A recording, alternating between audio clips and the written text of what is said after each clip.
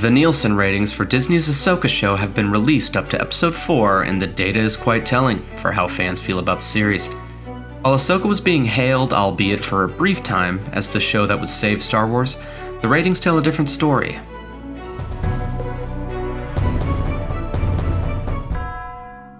So before I get into what this could mean for Disney and the future of Ahsoka as a whole and all that good stuff, let's take a quick look at the ratings. Essentially, when the show was first released, the first 2 episodes were viewed for a total of 829 million minutes. Week 2, which had only 1 episode release, was down to 487 million, and Week 3's episode was down to 459 million. So that's a 50% drop.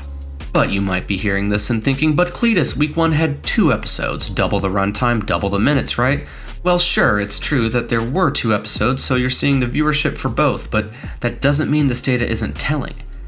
See, the Obi-Wan show debuted with 2 episodes as well, watched for a total of 1,026 minutes Week 1. Week 2, with 1 episode, 958 minutes. Andor debuted with 3 episodes, viewed for a total of 624 million minutes. Week 2, with only 1 episode, 485. Again, no 50% drop in viewership. Even the Boba Fett show, arguably the worst Disney Star Wars project to date, saw an increase from 389 million minutes to 563 in Week 2. But Ahsoka saw a sharp, nearly 50% decrease and plateaued. So the audience is there, and it's a pretty small audience. This is really no surprise given what Disney has managed to do to Star Wars in the last few years, practically tanking the property. I've made comments before saying that there's really nothing at this point Disney could do to come back from the damage they've done to Star Wars. They could make the best trilogy the series has ever seen and they still wouldn't win back the fandom because the fandom has been spurned. To put it bluntly, Disney miscalculated and misjudged their audience. The core audience, the fans that not only loved the original trilogy but the fans who bought comics, read the novels, and played the games, the audience that loved the EU and spent money on the various offshoots of the property, these are mainly the guys that were around when the original trilogy was released back in the late 70s. Star Wars is for everybody, but Lucasfilm President Kathleen Kennedy spent so much time attempting to pander to an audience of kids and women and so on and so forth that she forgot to serve the fans that were already there in the first place. On a podcast with Conan O'Brien, Liam Neeson, who obviously played Qui-Gon Jinn in The Phantom Menace, had this to say when asked about Star Wars fans coming up to him in public. Yeah. There's so many movies and spin-offs now, I think. No, you're diluting the whole thing. I think that's my personal thing. And but yeah, occasionally, you say, oh, there's kids after a Star Wars autograph and I don't want to give autographs. We're in an airport. Oh, it's not the kid. It's the grandfather.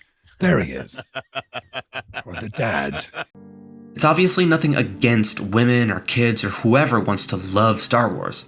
The point is that the core audience was these older guys.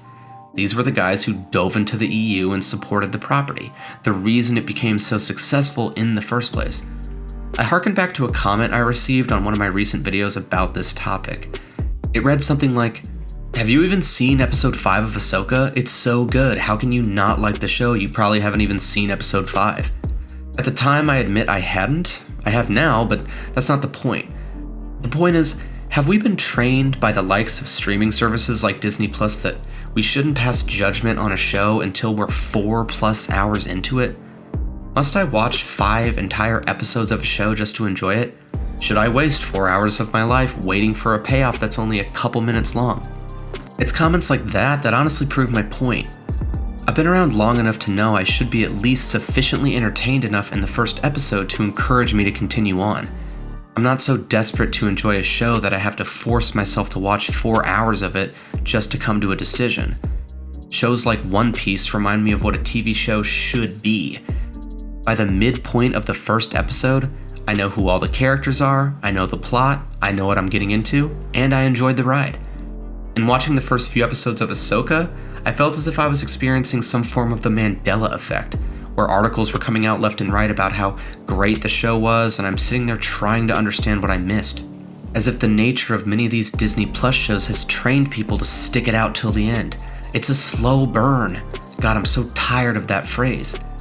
Can you imagine watching The Fellowship of the Ring, A 3-hour film being bored out of your mind saying, well, maybe it's a slow burn. No, that film earned the viewership and admiration of fans from start to finish. And with budgets in the hundreds of millions, I'm wondering why Disney Plus shows can't do the same. It's no surprise that Ahsoka is yet to be renewed for a second season. The lack of quality, along with Disney CEO Bob Iger's recent comments about making huge cutbacks in terms of streaming content.